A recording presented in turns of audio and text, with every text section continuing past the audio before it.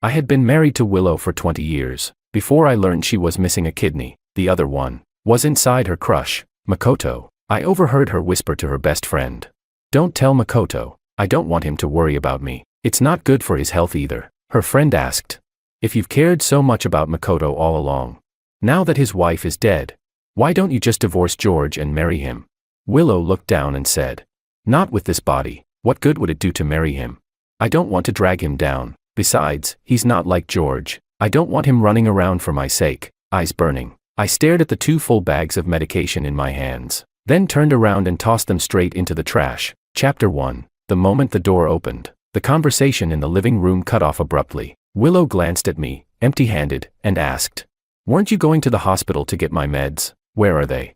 She spoke casually, not waiting for a response. She gestured toward the friend next to her and added, "Sophia rarely visits. Make a few good dishes, we've got some catching up to do." I stood frozen at the doorway, a chill crawling over me. It felt like something sticky was clogging my throat, neither up nor down. My eyes locked on Willow's abdomen as I slowly, mechanically stepped closer. Willow frowned. "George, are you even listening to me? George." Her pupils shrank. She pushed me away in frustration. I gripped the hem of her shirt tightly, and there it was, the faint scar I'd seen for over a decade, now opening like a beast baring its fangs, mocking my ignorance and stupidity. I vaguely remembered. 18 years ago, my mother-in-law had fractured her foot. Willow and I wanted her to come stay in the city with us so we could take care of her, but she stubbornly insisted she wasn't comfortable, that she couldn't get used to it. She insisted on returning to the countryside. Helpless, Willow and I drove her back. The next day, Willow got a call from the school principal and had to go back, and I took a month off from work. When my mother-in-law recovered and I returned to the city, I learned Willow had been hospitalized. I rushed to the hospital in a panic. That was when I first saw the scar. It was fresh and fragile then, and erased every doubt I had. I opened my mouth, but even my voice came out cracked and hoarse. I asked, "What did you say this scar was from?" Again. Willow brushed off my hand impatiently and fixed her clothes. She ignored me, pursed her lips, and turned to Sophia, acting like a lunatic. "Maybe he's getting dementia or something. Just ignore him." I refused to back down and blocked her path. Through clenched teeth, I demanded, "Willow, tell me the truth. Where did that scar come from?" Sophia sensed the tension and awkwardly got up. She said, "I only came to update you on some old friends. I've said what I came to say, let's catch up another time." With that, Sophia left in a hurry. As the door clicked shut, Willow's face instantly changed. She screamed, "George, will you just stop?" No sooner had she said that, there was a knock at the door. Sophia had come back, urgently knocking. She said, "Willow." Makoto tried to jump off a building at the funeral. Chapter 2. Willow visibly turned pale. I watched as her face was overtaken by worry, panic, and heartbreak. Any lingering hope I had evaporated instantly. Numbly, I let go of her wrist. Then, summoning the last of my strength, I asked her one final time, "Willow, you told me that scar on your stomach was from an appendectomy. Was that true?" Willow frowned and shot me a look of disdain. "I have to step out. Whatever it is, we'll talk when I get back." Without even glancing back, she walked out the door. After she left, I called her cousin's husband, the doctor who had supposedly operated on Willow for appendicitis. In less than a minute, a decade-long secret was torn open. He fumbled with his words on the other end of the line. He said, "Willow just said she wanted to help someone. There wasn't anything else going on between them. To this day, the guy doesn't even know where the kidney came from. You've been married to her for so many years, you know her best. If she really wanted something with that man, don't you think she would have used this as leverage a long time ago? Sure, she kept someone in her heart, but she still took good care of your home. She was frugal, managed the household, raised your kid, and talked things over with you. What more do you want?" Finally, he said with patronizing concern, "Brother, trust me, at our age, just stop digging. A life partner is just that, someone to spend your later years with. As long as you're getting by, that's enough." Just a few short sentences, and he turned what should have been the bare minimum of marital responsibility into some kind of bonus. He sugar-coated Willow's betrayal, framing it as some noble, selfless act. I hung up on him, fuming, sat on the couch from daylight into nightfall. Willow didn't come back. No messages, no calls. As I sat there staring at the home I had protected for 20 years, I was consumed by defeat and doubt. I didn't get it. I felt wronged. I met Willow through a blind date. Back then, she was a newly hired math teacher. I was just a clerk at a small company. We met a few times, got along well, and married by the end of that year. We didn't have a passionate love story, but we both tried our best to maintain this little family. Like her cousin's husband said, She really wasn't a big spender, helped our kid with schoolwork, and always made sure holidays had some emotional warmth and ritual to them. At work gatherings, people often envied me. You're lucky to have such a virtuous wife. But, was I supposed to think that too? Sure, she was frugal. She kept detailed accounts, never wasted a cent, but did I? Didn't I hand over almost all my income to her? As for this so-called emotional support and holiday rituals, what was I even supposed to want from them? During every holiday, didn't I buy her gifts? Didn't I make an entire feast for her? Did she ever do that for me? No, her contribution was emotional support, on her terms. She helped our kid with homework. Half the time, she was yelling. In the end, wasn't I the one who comforted the older one, then the younger one, and then retaught everything calmly from scratch? But when our kid did well, everyone assumed it was Willow, the teacher mom, who made it happen. Everyone thought Willow had it rough. Everyone thought I was just the useless husband. But what was the truth? The truth was, after that supposed appendectomy, Willow's health went downhill fast. Her mild diabetes became type 2. She developed chronic gastritis and lumbar disc problems from her teaching job. Maybe those seem minor to others, but they became my entire life, on top of my job and daily responsibilities. I had to watch over her diet and routines. I memorized every single item her doctor said she couldn't eat. Every morning and afternoon, I packed her meals and delivered them to school. She said physical therapy was a waste of money, so I spent half a year secretly learning massage techniques from a local master, just to treat her myself at home. When her mother fell seriously ill, I was the one who stepped up so Willow could focus on her work evaluation. And after all that, am I not even worth her loyalty? Why should I be grateful just because she never acted on her feelings for another man? Why is it enough that she only kept him in her heart? My spiral was broken by the sound of a key turning in the lock. After vanishing for an entire day and night, Willow returned, exhausted. She seemed surprised to see I hadn't gone to bed. There was guilt in her expression, like someone caught cheating in the act. I felt a twist in my chest, and then, a man followed her into the house. Before I could say a word, Willow quickly spoke. Makoto's being hounded by loan sharks. He has nowhere else to go. Seeing my silence, she added, "If you mind, he can sleep on the couch." I cut her off with a cold laugh. "And if I don't mind, were you planning to share a bed with him?" Willow's face turned red with rage. She snapped, "George, there's nothing going on between me and him. It's not as filthy as you think." Chapter 3. I stared at the two of them, grinding my teeth. "Willow, you brought another man into our home. What right do you have to talk to me about being pure?" Before Willow could respond, Makoto stepped out from behind her. Ignoring her attempt to hold him back, he walked straight up to me. I silently sized up the man in front of me. Polite, refined, thin and gentle. He looked about the same age as me, yet somehow, he seemed a decade younger. Every movement carried the same academic grace that Willow had. No wonder she had never stopped thinking about him all these years. Makoto stood calmly before me, neither arrogant nor submissive. He said, "Don't get the wrong idea. Actually, I should be thanking you." I stared at him coldly. "Thank me?" He nodded. His voice was calm and steady, a stark contrast to the fury burning in my chest. He said, "If you think about it, she saved my life twice. You're her husband. Thanking you is the same as thanking her." He paused for a moment and glanced gratefully at Willow. "I only found out today, the kidney that saved me years ago came from her. And today, if she hadn't lent me that 500,000 yuan, Willow quickly cut him off. "Makoto." She gave me a nervous glance. It was an emergency.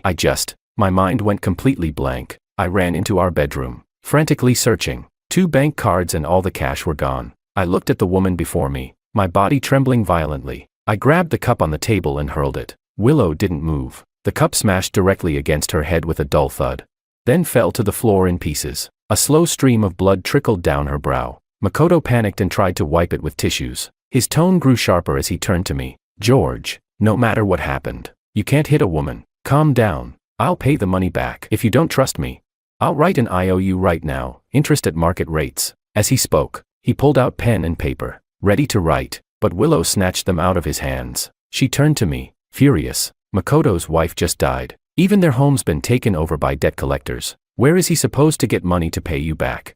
You're basically pushing him into a corner.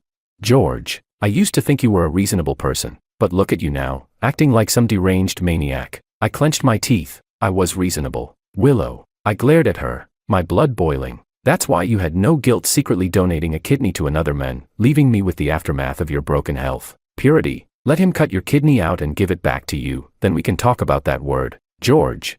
Willow's voice cracked with anger. She was trembling. Her red-rimmed eyes stared at me like I had lost my mind. She scoffed coldly. "You're not thinking clearly right now. When you calm down, then we'll talk." She turned to grab Makoto's arm and started toward the door. Maybe she stepped on a piece of broken glass, because she instinctively clung tighter to his arm. And just like that, the two of them walked out together. That scene broke me all over again. I grabbed a chair and hurled it after them. "Willow, I want a divorce," I shouted. Willow reflexively clutched Makoto even tighter, and the chair hit her square in the back. She didn't turn around, didn't argue, just said softly, "Fine, if that's what you want." Chapter 4. After Willow left, I spent 2 days lying around in a daze. During that time, my father, my mother-in-law, and my son all called me, one after another. I didn't answer any of them. On the third day, my son rushed home from another city. He yanked open the heavy curtains. A flood of harsh light stung my eyes, and I instinctively raised my arm to block it. He didn't care. Frantic, he grabbed me and tried to pull me outside. "Dad, Mom collapsed. She's in the ER. Get up. We need to go." But my feet felt like they were filled with lead. I stared blankly at his face and asked, "Is she dead?" A flash of disbelief crossed his face. Then came the anger. "Dad," he snapped. "They told me everything." "Mom, she's just too soft-hearted. You know that. She's always been like that. Why are you making a big deal out of this? You forgot. She used to donate part of her salary to help students who couldn't afford tuition." I opened my mouth, my voice hoarse. "But she gave that man, behind my back. It was just a kidney," he cut in. "Even if Mom had died saving someone, I wouldn't have been surprised." "Dad, what exactly are you upset about?" August heat smothered the room, but his words sent a chill shooting straight up my spine. Smack, a sharp crack broke the air. I slapped him across the face. He froze. It was the first time I had hit him since he became an adult. He stood in place for a long moment, then gave me a look like I'd completely lost it. "Mom was right about you," he said coldly. "You're obsessed with control. You try to dominate everyone just to feel powerful. This family's going to fall apart because of you."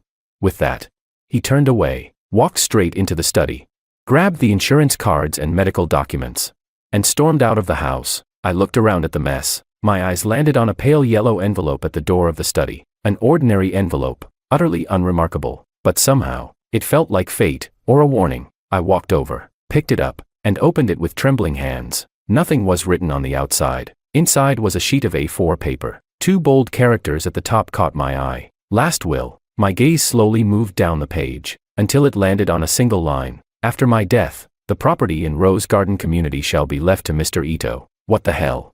I stood frozen, staring at the date at the bottom. It was from last month, right after Willow collapsed from a diabetic episode at school and was hospitalized. So while I was running around trying to manage her illness, her mind was full of Makoto. Furious, I crumpled the will into a ball and threw it in the trash. "Willow, you really planned this out perfectly, didn't you?" Chapter 5. Back when I first brought up divorce with Willow, my mind was clouded with resentment and anger. It was a decision made in the heat of emotion. But this time, I was calm. I contacted a lawyer friend immediately. I explained my situation to him thoroughly, the assets between Willow and me, the issue of our child, and the 2 decades of effort and devotion I had poured into this marriage. After a long silence, he said, "George, don't worry, I'll make sure you get the best possible outcome." I thanked him. After hanging up, I began to pack my things, calmly. It was the clearest moment I'd had in days. This apartment was something I bought before marriage. It was my personal property. Her name was added years later, but how could she think she had the right to dispose of it as she pleased?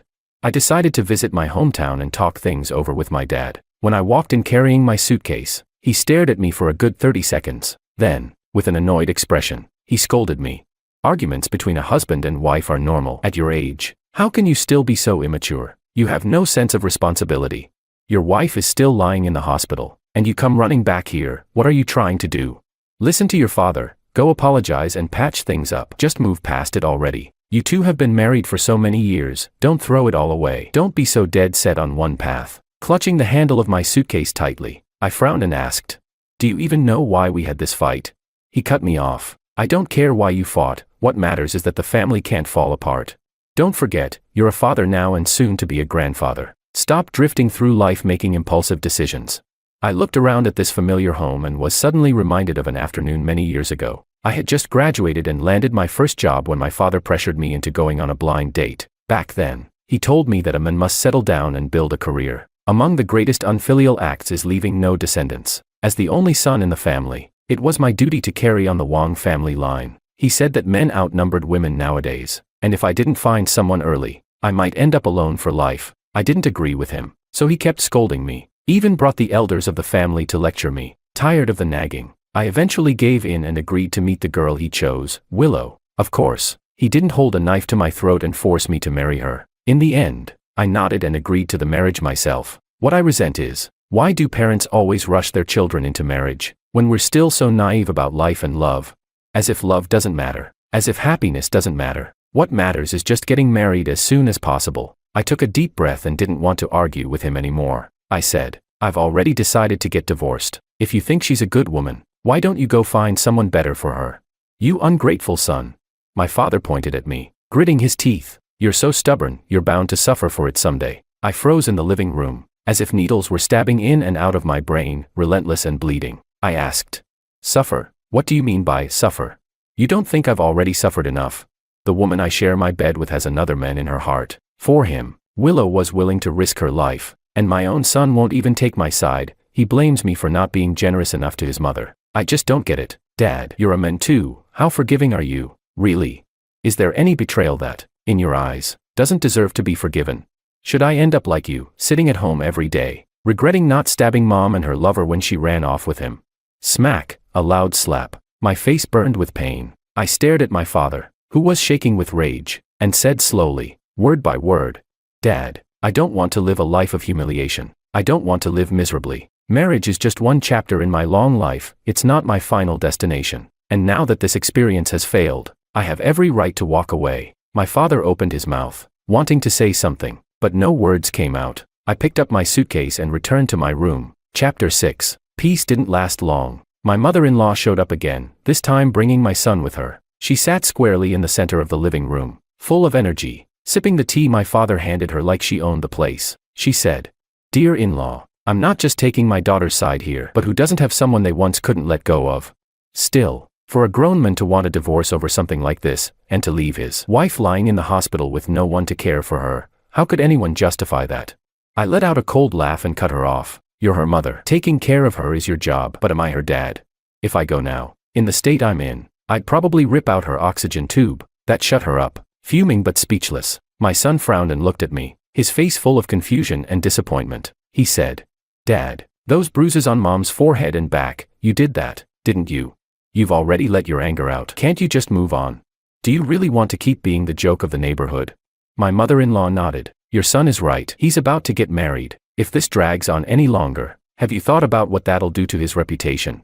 Willow's graduating class had one national science top scorer, 2 who got into Tsinghua, and over half the class passed the 211 threshold. She was even named one of the country's outstanding teachers. Then she gave me a smirking look and said, If you divorce her, good luck ever finding another woman like that. You might be single for the rest of your life. The message was clear. Her daughter is an accomplished, independent woman, and if I didn't bow my head, I was a fool who didn't know what was good for him. Looking at the two of them, a strange sense of unreality hit me. It was as if, in this whole trial, I was the one who had cheated on the marriage, the one who'd betrayed the family. In the silence, I actually laughed. My mother-in-law gave me a puzzled glance. She said, If you still want to save this marriage, come to the hospital with me. Couples fight, but they make up too. It's not too late to fix things. As for that shameless man, don't worry, I won't let him off easy. No one's going to ruin my daughter's reputation. I replied in a low voice.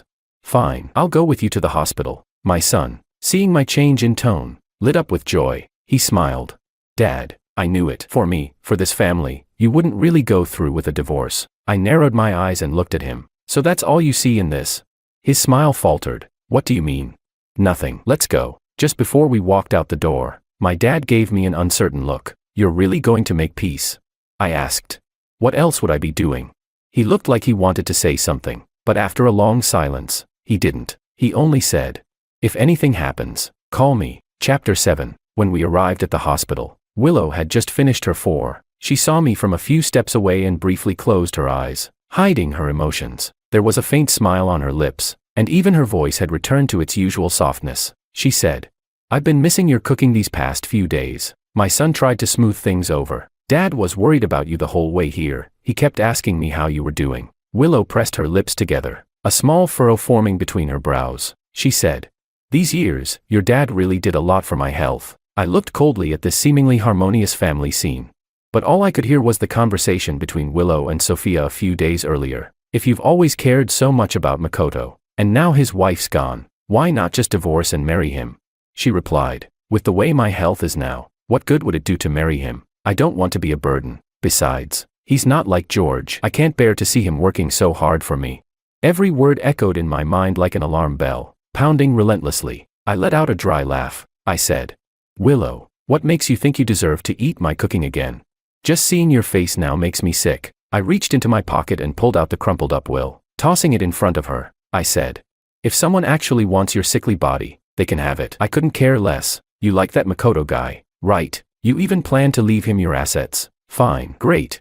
Everything that belongs to you, give it all to him if you want. But what doesn't belong to you, he's not getting a single cent. Willow turned deathly pale, frozen in place, trying to bend down and pick it up, but our son beat her to it. His hands were shaking. Mom, is this really your will? His face flushed red and pale by turns as he stared at her in disbelief. You were going to give the house to him. What about me? Didn't you and Dad agree you'd sell the house when I get married and help me buy a bigger one? George. Willow screamed and lunged to grab the paper. I snatched it back from our son's hands, coldly watching her fall from the bed to the floor. Our son stood there with a complex expression. Only my mother-in-law went to help Willow up. She looked at both of us. Our stern faces made it clear we weren't bluffing. Finally, she turned to Willow and scolded her. What were you thinking? Then she turned to comfort my son. Don't worry, she's your mother. She can't legally leave everything to some outsider. That will doesn't count. Perfect, I said, raising my eyebrows. Then while you're at it, go ask for the 500,000 yuan back too. My son and mother-in-law turned to stare at me. What 500,000?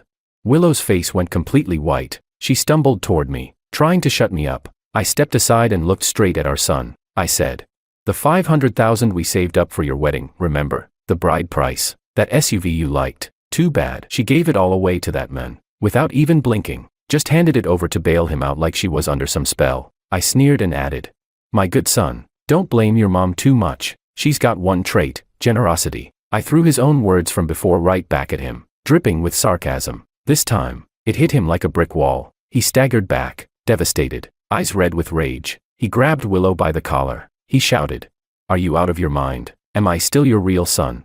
I chuckled. I can vouch for that, but as for whether you're really my son, might be time to get a DNA test. He threw Willow back onto the bed, shaking with fury. He yelled, where is that man? I'm getting that money back. Willow bit her lip. No. Don't do that. She coughed violently. And even now, she was still defending Makoto. She said, Makoto has had such a hard life. You've already got a job, you're healthy and capable. You can work for your future, make things happen for yourself, but Makoto has nothing. My mother-in-law slapped her hard across the face. Shut up. Do you even care about this family anymore? Chapter 8. I turned slightly and looked at the two people who had been standing by the door filming for a while. I asked, so, how's that exclusive scoop? My mother-in-law stared at the man holding the camera, pointing at him with a trembling hand. Who told you to film? Who called you here? Then she turned to me, voice sharp with panic. George, must you go this far? Family shame shouldn't be aired in public. I answered calmly. I just invited them to do a little feature on Ms. Willow, the beloved educator. As for the shame, well, I'm not the one it belongs to. Willow let out a shriek and tried to smash the cameraman's equipment, but her body gave out. She didn't even make it a few steps before vomiting blood and collapsing hard onto the floor. Chaos broke out instantly. My mother-in-law scrambled to call for the doctor. My son stood off to the side, watching it all with a cold, distant gaze, as if the woman lying there had nothing to do with him. I turned and walked out of the hospital room. My son quickly followed after me. Dad, he called, sounding guilty as he stopped in front of me. I'm sorry. I shouldn't have said what I said to you before. He glanced back toward Willow, his face now tinged with disgust. I never imagined Mom could be like that. I honestly don't know what goes on in her head. When I didn't respond, he quickly changed the subject. But Dad, you can't just let her throw money around like that, right? Is there any way to get it back? That money was part of our shared marital assets. I thought for a moment and said, there should be a way. He let out a sigh of relief. That's good. Dad, this family really can't do without you. In the past, hearing praise like that from my son would have made me happy. It would have felt like my years of effort and sacrifice in this marriage had finally paid off. And then, to reinforce my value even more, I'd throw myself even harder into maintaining it all. But now, those once heartwarming words felt more like the universe mocking me. Why did my self-worth have to be proven through a relationship that only demanded sacrifice? I gave a small, humorless smile and kept my distance from him. I said, "Even if I get the money back, it's still mine. You're 25. I'm not asking you to take care of me in old age, just walk your own path from now on." His face flickered with shock. "Dad, it's one thing if you're done with Mom. But, are you saying you're done with me too?" I said. "No need to make it sound so touching. Let's be real, if today's mess hadn't impacted your future, you wouldn't have followed me out here or said any of this. This thing between your mother and me, it's been going on for days. You never actually cared who was right or wrong. All you wanted was a result. As long as I didn't file for divorce and it didn't mess with your plans. You didn't care if I was swallowing poison. So, as far as being your father goes, whoever wants the title can have it. You're welcome to call Makoto Dad, I don't mind." And with that, I didn't even look back at the gut-punched look on my son's face. I waved down the car and got in. Chapter 9. By the third day, the news about Willow had blown up all over the internet. A video even surfaced, footage from a few days earlier showing Willow on a rooftop, hugging Makoto. Another clip showed her in the hospital room, with our son grabbing her collar and shouting accusations. Both videos shot straight to the trending topics. Just like that, Willow, once publicly praised in the local paper, fell from the top of the mountain straight into the abyss. Netizens flooded the comment sections. Unbelievable. She looked like such a cultured, respectable teacher. Serves her right. Women like her, disloyal and shameless, deserve to rot in hell. Heard she's paralyzed now. Karma's a real bitch. A pair of scumbags. Hope they cling to each other all the way to hell. And reincarnate as cockroaches together. Don't ruin other people's lives again. I watched the sea of public outrage with a blank face, quietly finishing my meal. The school hadn't yet officially released any disciplinary notice regarding Willow.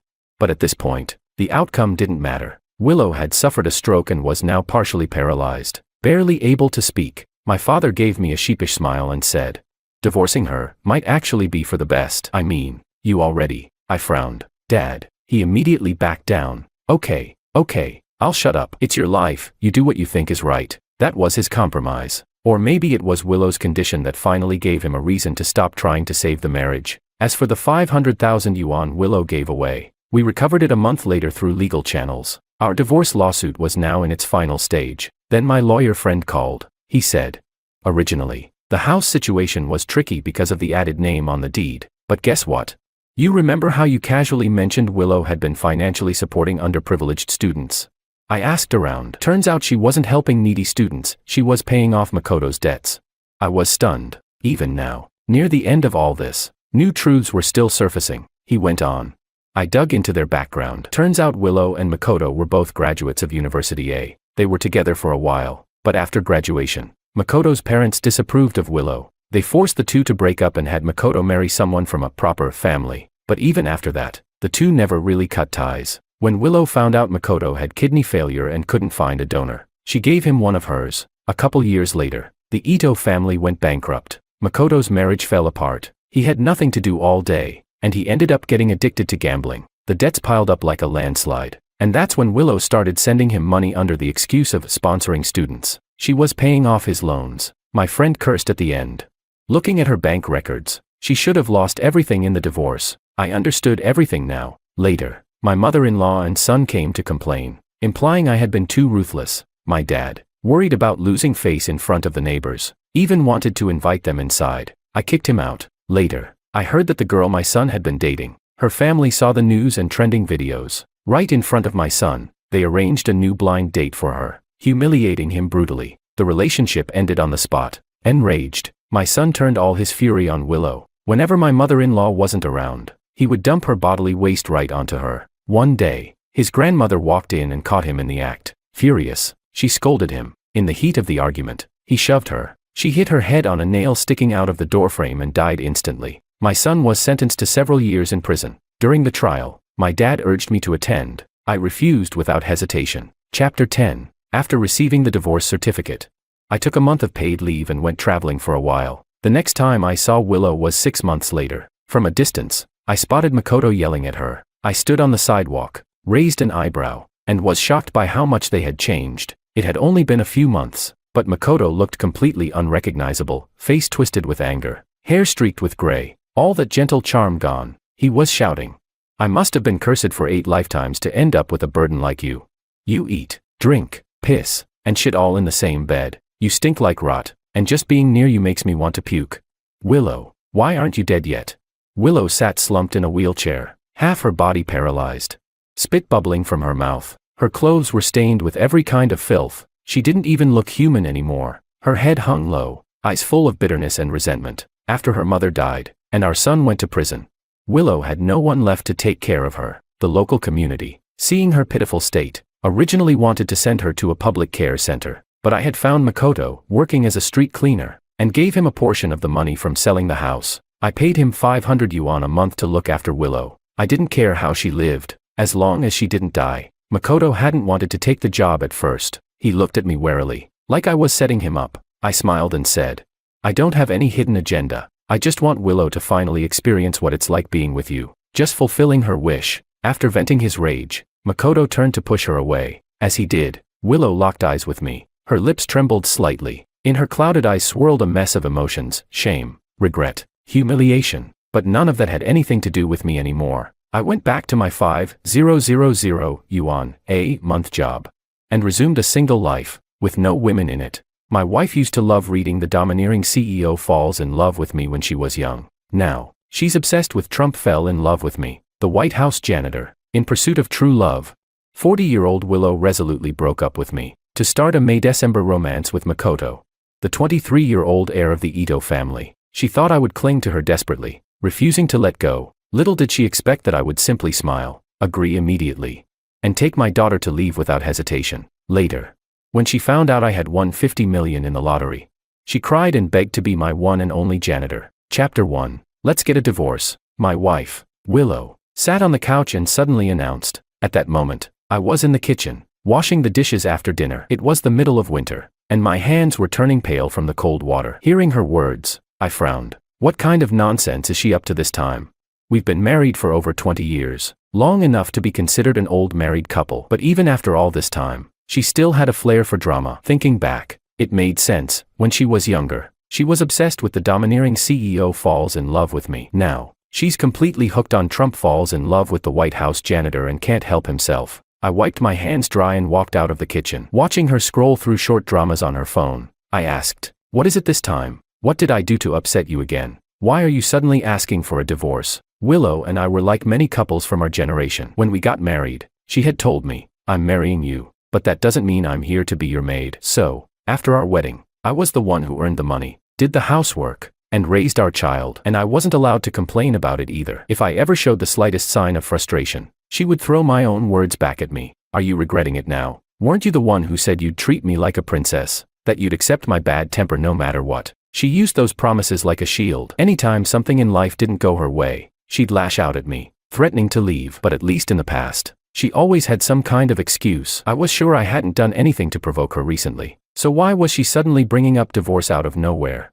Willow, however, showed no intention of explaining. She didn't even look up from her phone, speaking impatiently. There's no reason. I just want a divorce. That's all. She furrowed her brows and continued. A divorce is a divorce. Why does there have to be some big reason? I just don't want to waste my life with a loser like you anymore. If you agree, I'll leave with nothing, no money, no assets, nothing. Now I was truly at a loss. I stared at her and said firmly, if you can't give me a proper reason, I won't agree to the divorce. It wasn't like before. These days, both parties had to agree for a divorce to go through. As long as I refused, Willow wouldn't be able to leave, no matter what she did. She clearly hadn't expected me to be this stubborn. Her expression darkened, and after a brief moment of hesitation, she seemed to make up her mind. She stood up and enunciated each word clearly. Do you really want me to say it out loud? These past 20 years with you have been the most miserable years of my life. Now that our daughter is grown up, I deserve to chase after my own love and happiness. Her words left me stunned. For a moment, I didn't even know how to react. What did you just say? Your love. Chapter 2. Willow shot me a look of utter disdain, as if she had finally rid herself of a 20-year-long shackle. Her entire demeanor lightened, as though she had been set free. She sneered sharply. In all these years of marriage, have you ever given me a single day of comfort? Look at yourself. No money, no skills, nothing to offer except a stable job. You're absolutely worthless. Now, look at my best friend's husband. He earns millions every month and takes her on luxurious vacations around the world. And you can't even buy me an LV bag without whining about the price. If it weren't for my parents forcing me to marry you back then, do you think I would have ever chosen a man like you? The more she spoke, the angrier she became. With a swift kick, She sent the trash can beside the table flying, spilling garbage across the floor. I've been saying it for years, I can't stand being with you, and our daughter, too. All she does is cry all day long, dumb and ugly, nothing like me. Just looking at her makes me sick. I was stunned. I had never imagined that my wife despised me this much. Not only me, but even the daughter she carried for 10 months in her womb. A cold sensation crept through my body as I muttered, "She's your daughter. How could you say that about her?" Willow screamed hysterically. "Do you think I ever wanted to have a child? I only had her because of you. I never wanted a daughter. Once we divorce, she's all yours." Since she was little, my daughter had never been particularly close to Willow. Instead, she always clung to me. I used to think it was just because I spoiled her too much, but now I understood. Maybe she had sensed it all along. Maybe she had always known that her mother never truly wanted her. Willow, still staring at her phone, said bitterly, "I'm already in my 40s. I spent the first half of my life listening to my parents, living with a man I never loved. Now, I want to pursue my own happiness. I don't want a single cent from you. Just hurry up and sign the divorce papers." At that moment, something clicked in my mind. My expression darkened, and a surge of uncontrollable rage bubbled up inside me. Clenching my teeth, I spat out, "You're cheating, aren't you? All this talk about pursuing happiness, there had to be someone else." Willow lifted her gaze and looked me straight in the eye. "Yes, I am." "So what?" Willow felt no shame at all. Instead, she righteously shouted, "Can you stop being so chauvinistic? Is your mind stuck in those outdated feudal thoughts? I don't think cheating is anything to be ashamed of. What did I do wrong? I just didn't ask for a divorce at the right time. That's all. Besides, I've only been with him for a few days, while I've spent my whole life with you. And now you're cursing me like this. How are you any different from a beast?" My mind was about to explode with fury. Without thinking, I swung my hand. Smack. The slap landed hard across her face. Willow stumbled back, clutching her cheek, looking at me in shock and disbelief. A wave of dizziness washed over me, my vision blurring. My chest heaved with anger, and for a moment, I thought I might pass out. Just then, the front door burst open. My daughter rushed in, tears streaming down her face. She grabbed my arm, sobbing, "Dad, are you okay? Please don't get too worked up." I snapped out of my daze and reached out to touch her face. She was actually quite beautiful, just slightly chubby from adolescence. I never understood why Willow always belittled her. But more importantly, she was my daughter, the child I had raised and cherished. Even if she weren't conventionally pretty, how could I ever stop loving her? Through her tears, she turned to Willow and cried out, "I know. I've always known. You never loved me. Every time we went out, you refused to admit I was your daughter. Do you think I wanted a mother like you? A mother who hates me?" Being questioned like this by her daughter, Willow instantly lost her temper. She yelled, "You've been spoiled by your father. That's why you dare talk to me like this. How did I end up giving birth to a daughter who worships men and despises women?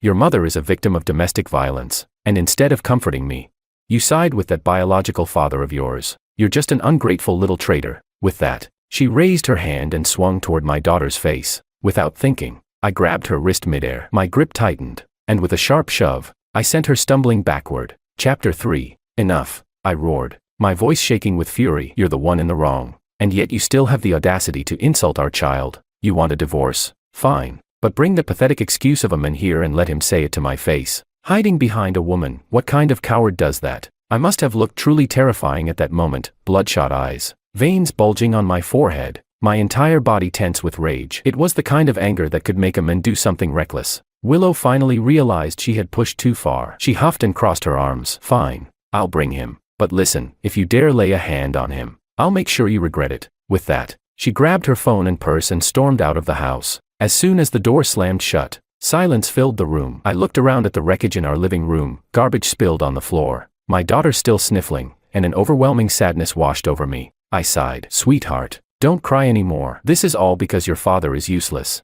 To my surprise, my daughter wiped her tears away and shook her head firmly. "No, Dad, this is absolutely not your fault. I've thought it through. Since she looks down on me, since she never saw me as her daughter, then from now on, I don't need to see her as my mother either. Dad, don't be sad. I'll study hard, and one day, I'll take care of you." Hearing her words, a warmth filled my heart, softening the ache in my chest. I let out a heavy breath and patted her head. "Good girl. I didn't spoil you for nothing." But then I shook my head, my voice filled with regret. "Still, how does a family just fall apart like this?" Anna thought for a moment, then suddenly narrowed her eyes. "Dad, don't you think this is strange? Why did she suddenly bring up divorce out of nowhere? And why is she so eager to leave with nothing? Not even fighting for a single penny? Mom's always been cunning. There's no way it's that simple. She was right. Something wasn't adding up. If Willow really wanted out, she could have pushed for a clean, quiet divorce. But instead, she made a scene, rushed the process, and insisted on leaving everything behind. I murmured under my breath, could there be something urgent, something forcing her to get divorced immediately? That's when Anna's eyes lit up with realization. I remember now. She gasped. Yesterday, she asked me to buy a lottery ticket for her. The winning numbers were announced today. She quickly dug into her bag and pulled out a crumpled ticket. A while ago, Mom told me to buy a ticket for her, so I bought one for myself too. Mom's numbers ended in her birthday, and mine ended in yours. And guess what? The one with your birthday won first prize, 50 million. I rushed home from school to tell you both the good news, but just as I got to the door, I heard you two fighting.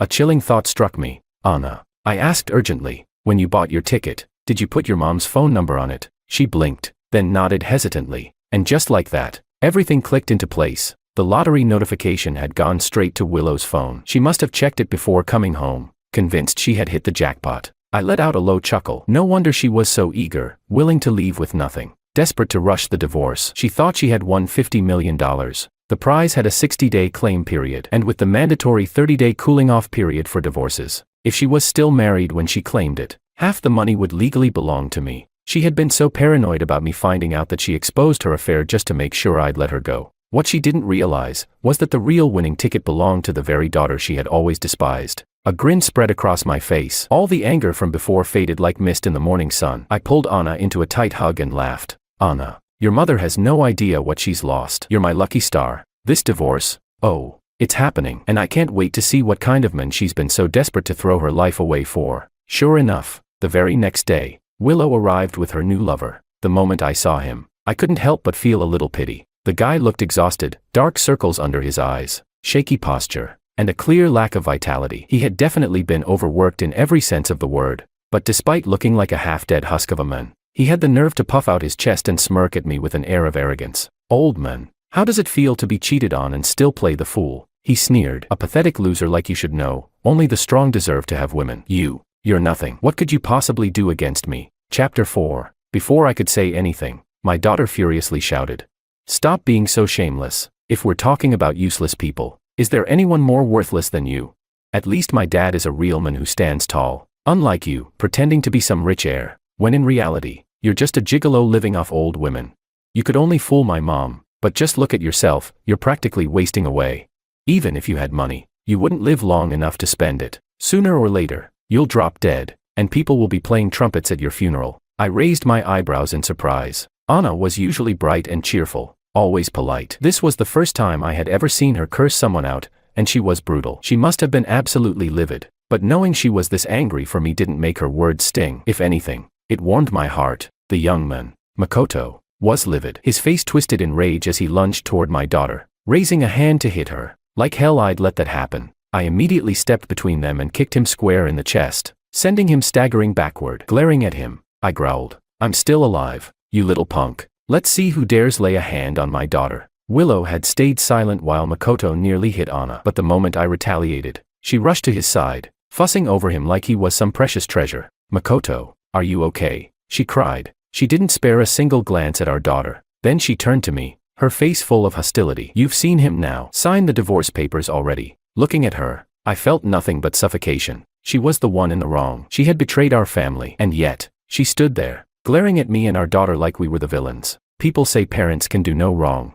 but that's a lie. Some people simply don't deserve to be parents. Meanwhile, children have no choice. From the moment they're born, they love their parents unconditionally, even after everything. Anna's voice wavered with hope as she asked, Mom, this will be the last time I ever call you Mom. Do you really not want me at all? Am I not the daughter you carried for 10 months? Her words stabbed into my heart. Anna had always been a thoughtful child. Even when she was little, she would bring us water after work, use her tiny fists to massage our shoulders. She had always tried so hard to win Willow's love, but no matter what she did, her mother remained distant. It had taken me months to reassure her, to convince her that Willow wasn't cold-hearted, just bad at expressing her emotions. Turns out, Anna had been right all along. Willow really did despise her, and she hated me just as much. Yet when faced with our daughter's trembling voice, Willow showed no guilt, no regret, only irritation. So what? She snapped coldly. You were born from a loveless marriage. Why would I ever want to look at you? I've already done my duty raising you. Do you have any idea how disgusting it is for me to see you every day? Every time I look at you, I want to strangle you. I want to strangle your father,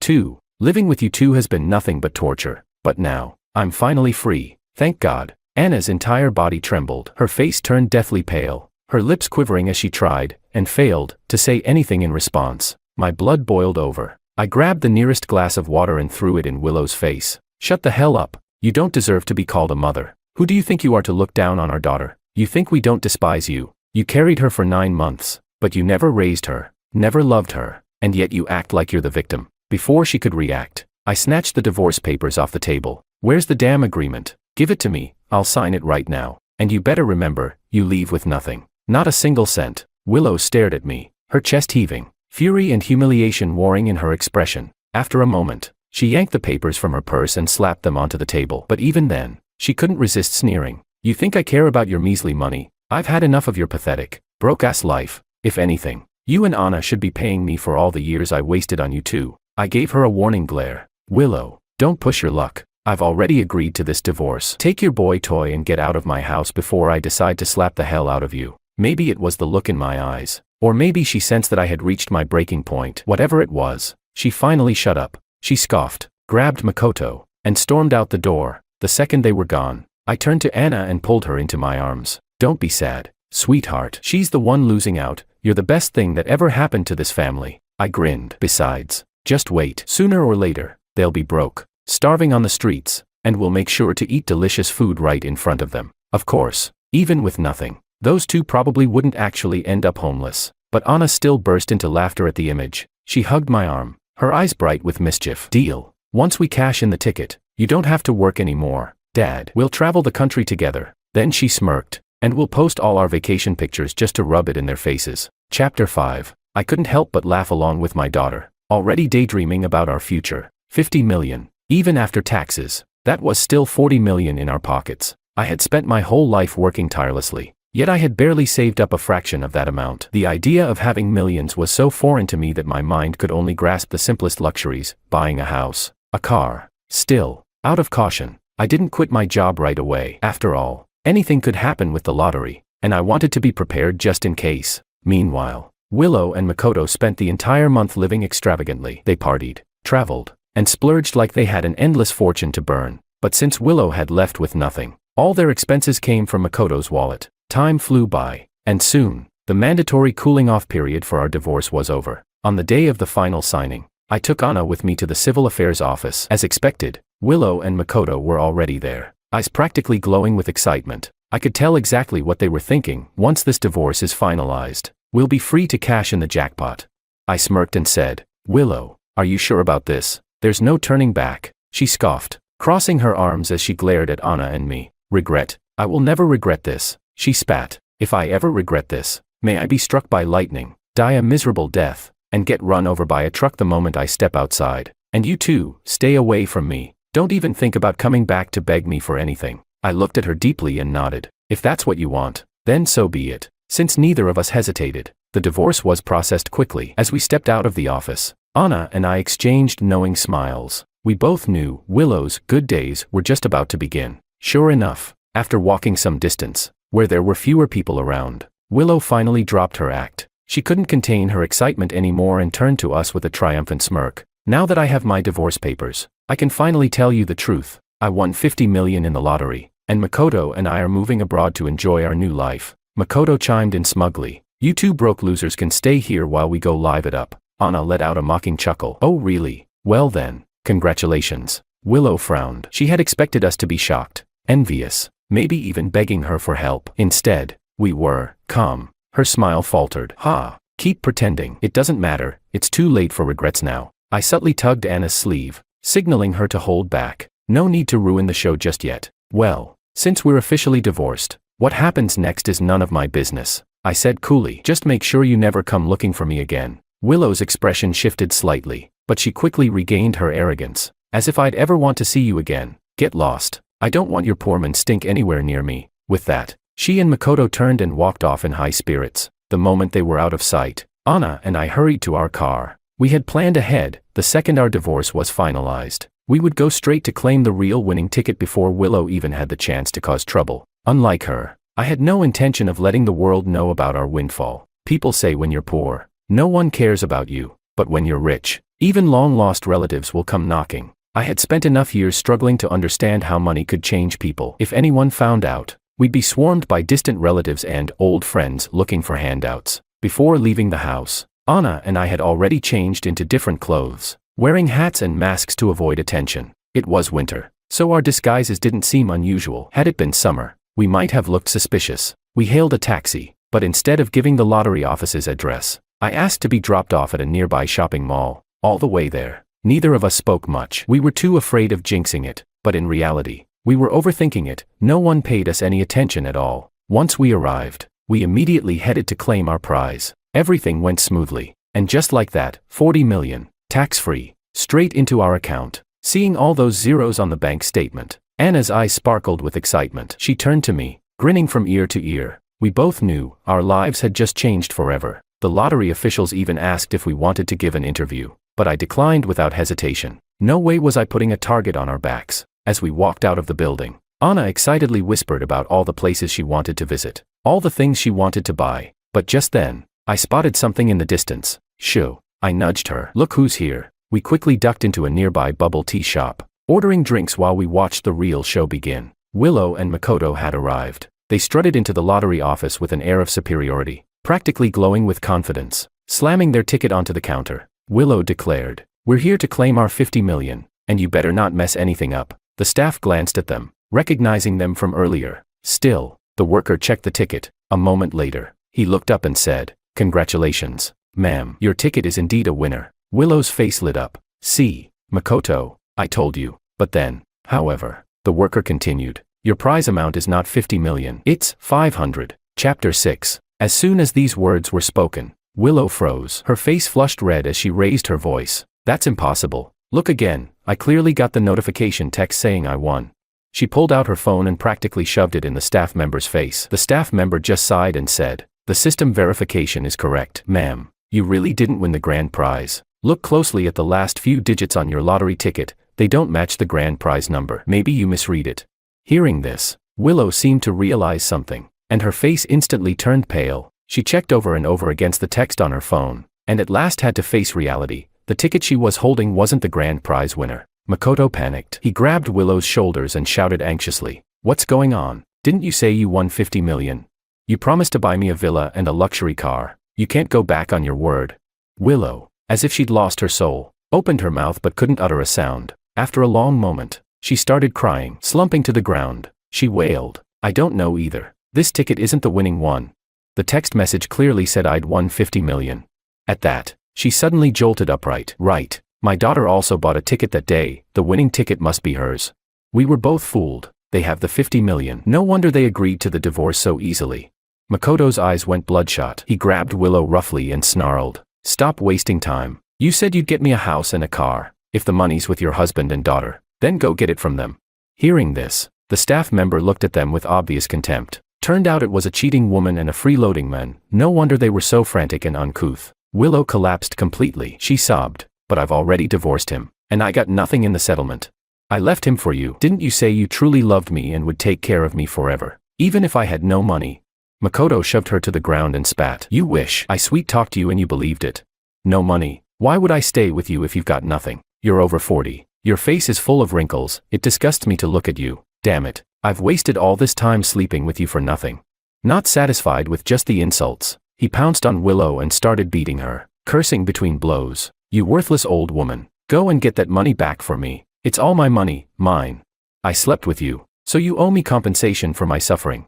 When things got out of hand, the staff member quickly called security and alerted the police. The police arrived, investigated, and could only ask Willow if she wanted to forgive Makoto. Since they were a couple, if she forgave him, they might just give him a warning. Makoto, convinced Willow loved him to death, didn't take any of it seriously, but he didn't realize Willow cared about herself most of all. Everything she had done was for her own pleasure. Maybe because she was in real pain. Willow, who had once sworn she truly loved Makoto, sent him off to the station without a second thought. Sitting in the police station, Willow called my number. She wept hysterically, sobbing as she shouted, "I know I was wrong. Honey, Makoto is nothing but garbage. You're the one who truly treats me best.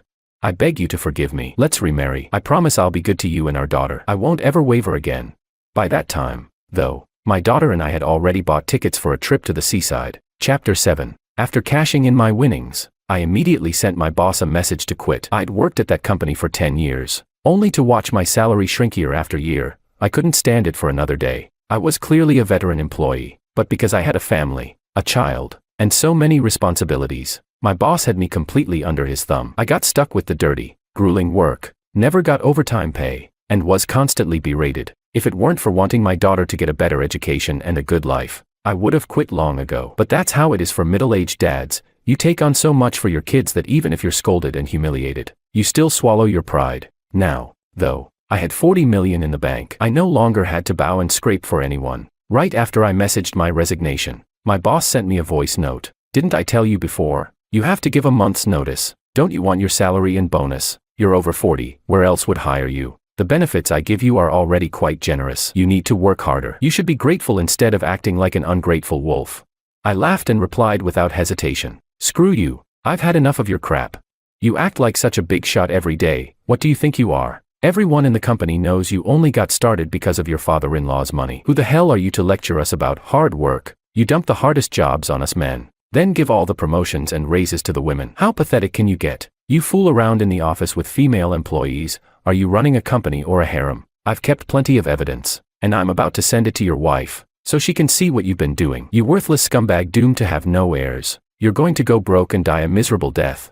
Then I blocked him, feeling more satisfied than ever. It was like a huge weight had been lifted off my chest. Almost the moment I blocked my boss, Willow called. She was crying her eyes out, apologizing, saying she regretted everything and wanted to die. My daughter grinned beside me and played a recording on her phone. It was Willow's voice saying, "Regret? I'll never regret anything in my whole life. If I ever do, may I be struck by lightning and die a horrible death, or get hit by a car the moment I step outside." Willow was the one who said all that when we were finalizing our divorce. Now it had come back like a boomerang, hitting her square in the face. Hearing that recording left her speechless, and all she could do was collapse into sobs. She'd lost her job, didn't have a house or savings, and had nowhere to go. Meanwhile, my daughter and I caught a flight to a warm seaside spot the very next day. We finally saw the ocean my daughter had wanted to visit since she was little. With money in hand, we indulged in all the things I used to consider too expensive. We tried roast suckling pig, a big seafood feast, and visited the largest theme park in Shanghai. During that time, Willow kept calling me relentlessly, but I got so fed up that I just changed my number, and finally got some peace. 6 months later, after traveling around, we came home and learned what happened to Willow and Makoto. It turned out Makoto really was a weakling, especially since he slept around and ended up contracting HIV. Willow got infected by him as well. Once she discovered the truth, she was driven to despair and stabbed Makoto more than a dozen times, causing him to die of blood loss. Then, in her frenzy to escape, she was hit by a drunk driver and died on the spot, ultimately fulfilling her own ominous vow. I felt nothing but relief. Thank goodness Willow had found me so unappealing. Otherwise, I might have ended up infected too. She once had a warm, loving family and could have enjoyed the 40 million as well. But some people are never satisfied. It all comes down to karma, I guess.